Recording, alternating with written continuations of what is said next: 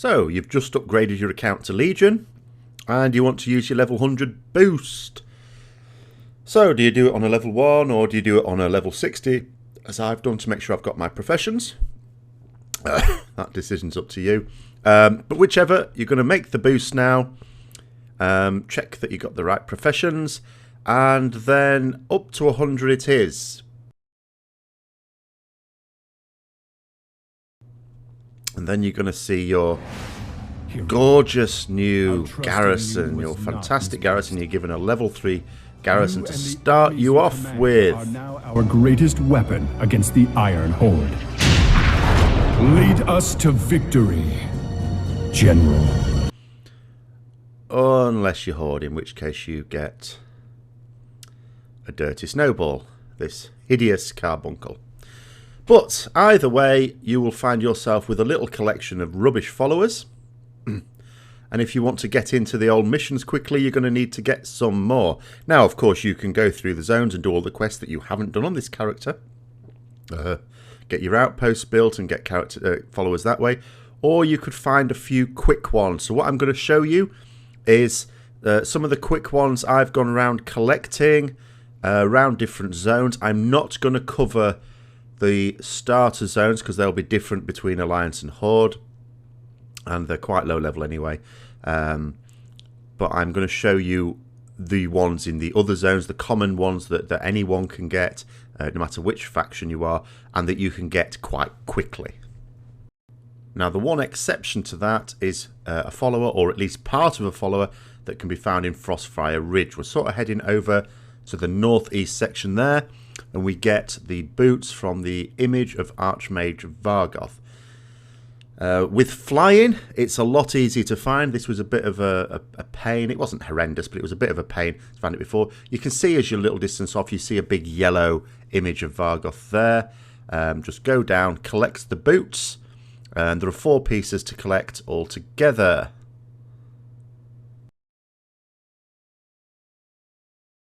Next on to Gorgrond, and if you are flying, and of course this guide sort of assumes you're flying, it's nice, that's part of the easiness of it, is flying from where you picked up those boots from Archmage Vargoth.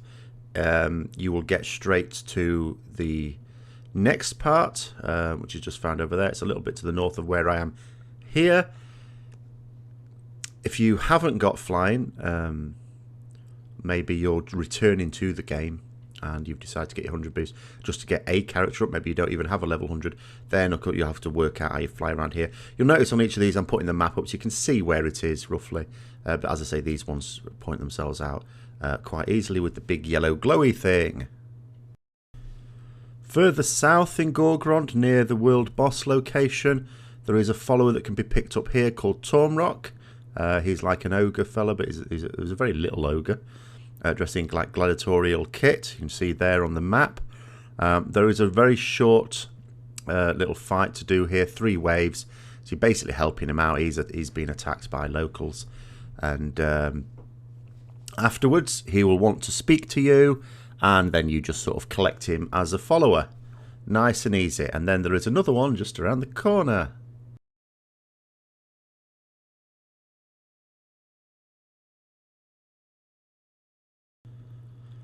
So, you head to Bluke's Rise. It's nice and easy to get to even if you're riding. It's right at the south as you're almost into Talador. Just up here you'll find like an ogre type creature. Speak to him. He decides that you've challenged him to a fight or something like that. Just beat him down and then you can collect this one as a follower. I mean, Gorgrond is like the zone you go to after the starting zone, so they're not the highest level, these ones, but again, it's you get them up high enough level, just keep doing the missions and it'll be absolutely fine. So into Talador next, and we head to Shattrath City. Again, we see the glowy thing there. There's another bit of Archmage Vargoth. Can see where it is on the map there. Again, just fly down and collect it. If you're riding, there's a bit more of a route to it. But that's the 3rd bit. Fancy a paladin follower? Also a bodyguard like Tormrock? Well, we can collect it here. First time I've done this one on Horde, actually, I got a little bit confused. But basically, there is the NPC that you would collect the quest from. These won't do anything at the moment. You can see on the map where it is. Come on, get back, get back, get back, get back. There we go. You've worked it out. Well done, you Warlock. Alright, so get the quests from those. Then we need to go over and fight these NPCs. This is the point at which I realise I've boosted to level 100 and I haven't even looked at my abilities, not played a caster in WoD, haven't played my Warlock since, or haven't played a Warlock, this is a new Warlock I've only just created, since MOP. So, yes, completely forgetting my abilities, haven't even put a load of abilities on the bar, no talents, but never mind, they're low enough level for me here. Once you have defeated them, you go back to the NPC, and you get your follower. If you were Alliance, the NPC is just on the opposite side, so it's just to the right out of camera where you can see at the moment. So, but it's the same. Oh dear, I've let it heal. But it's the same encounter, exactly the same. So next we get Pleasurebot. The NPC that starts all this off is here. For Alliance, it's just a little round to the left. There's a gnome. For the Alliance side, it's the same quest. We have to go into here and we have to collect things off the eels, 6 of them. The drop rate is about 50%, so you have to collect about 6 of them. Expect to kill about 12 of them, give or take. It's reasonably consistent. I've done this on quite a few characters now. It's reasonably consistent. You get it off one, then not the other, and then off the other one, and so on. Once you've collected them all, go back to the NPC. Goblin for Horde, Gnome for Alliance. There'll be a short bit of RP. Then he'll tell you that the Pleasurebot is all yours. You do have to wait for about half a minute. It appears to do nothing at all. And then the exclamation mark will come up that will allow you to take it as your follower.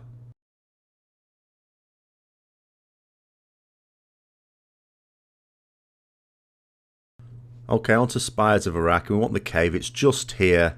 If you look on the map, just fly around a little. It's awkward to get to without flying, though. This is a bit of a pain to get to without flying. So maybe it's not an easy one if you don't have that. Need to kill these mobs. They respawn fairly quickly, actually. You are likely to have to fight these again on your way out.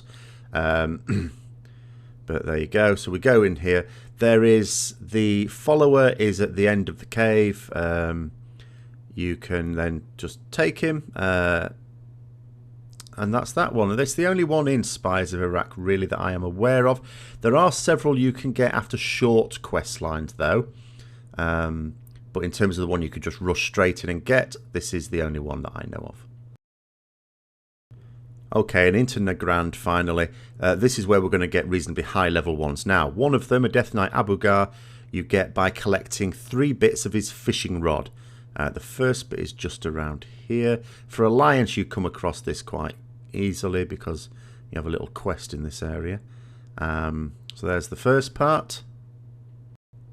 While we're on the way, we go to the southwest. We can just see here there's an objective area and there's a little tower just here by the coast, and here's another follower we can collect. There's an orc who has the key to the cage of where our follower is stored. So we just need to kill the orc, and then we release Goldmane the Skinner from his cage, and then we get him as a follower. He'll be level 100. You can also use him in your barn if you decide to get a barn, although I'm not sure too many people do that these days.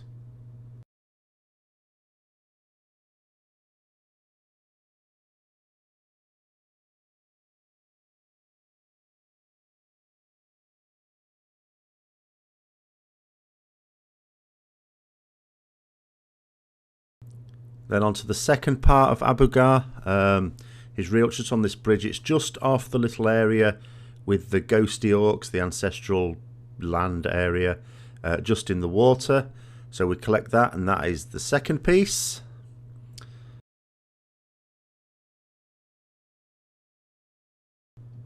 And the final piece for Abugar is just around here. It's just where these little meadow stomper calf thingies are, in a little pool there, you can see on the map. And it's just by the edge of the water here. I'll just click on that, and then we have the 3 pieces we need, so then we can actually go and see him and get him as a follower. So the little area here with the water around it is where we get Abu Ghar. You can see here it's just outside where Alliance have their base area, a little to the south of Nagrand. Head down, talk to him. Make sure you've got the 3 bits there, and then we can collect him as a follower. Another high, oh, epic, good-o. And the last little call while we're in Nagrand is to get the final part of Archmage Vargoth, which is in this area here to the northwest. In this area, when you land in here, it sort of does damage to you, very small amount of damage, but it can be quite annoying. Very handy if you're able to just fly in and grab it. It's round here somewhere, round to the left. There we go, little glowy thing. Round to the left. And then that is all the 4 bits. And as you'll see later on, I go to Archmage Khadgar's little tower in Talador. That's where you return them, and that's where you can pick that follower up then. So at this point, to return to the garrison, we've got a few decent followers now. But of course, we're still not finished. We've still got more to go. But the next port of call is to do the Proving Grounds, reasons for which I shall explain momentarily. Did I mention I've not played a caster in Warlords of Draenor? What a muppet. Gonna have to do this one again. That's better. So now once we've got this, we're able to go into heroic dungeons, which is important for a couple of reasons, not least of which because we're now going to go to Archmage Kargath. While we're here, we can actually turn in the 4... I say Archmage Kargath, I mean Khadgar. But we are going to see another Archmage. We are going to see the image of Archmage Kargath. Kargath? That's... oh my god. Vargoth. Blimey, behave yourself. And turn them into this little gnome over here. Smack him around the head while you're doing it if possible. And then you get that follower. Then, of course, we're going to go in and see Khadgar. He's going to start us off on the legendary quest line. Go and do Skyreach. And then, while you're waiting in the queue, head over to Warspear. Just by here, there's a little panda. He was brought in after launch, actually, slightly after launch. But this is another follower, because people noted there were no Pandaren followers around the world. So this is a way of getting one. It's a low-level one. But again, it is another follower. And then, after Skyreach, you want to get into Bloodmaw Slag Mines. Now, it doesn't matter if it's a complete pug, just sign up for it. What you're waiting for is, after the first boss, you can find Cromon, who is pushing that thing around there. Release him, and then just go in the dungeon. You don't even have to sort of square it with anyone. If he dies, he dies. Don't worry about it. Try it the next day or something like that. But with most groups now, you get high levels going in for Valor and maybe Garrison resources. He will mostly survive. At this point, you can see I just put a little marker on him. It does a couple of things. One, it lets other people know he's there, so some people might just pay attention to him and help you out. And the other thing is it's so that I can keep an eye on him. I sort of a little bit later then put a focus, made him my focus target, so I'll just check him. Not that there's a lot I can do. If you're a healer, you could chuck the odd heal on him. But I just made sure that I was focusing mobs that were immediately around him. And then when you get to the end of the dungeon, just wait around. And then he becomes your follower.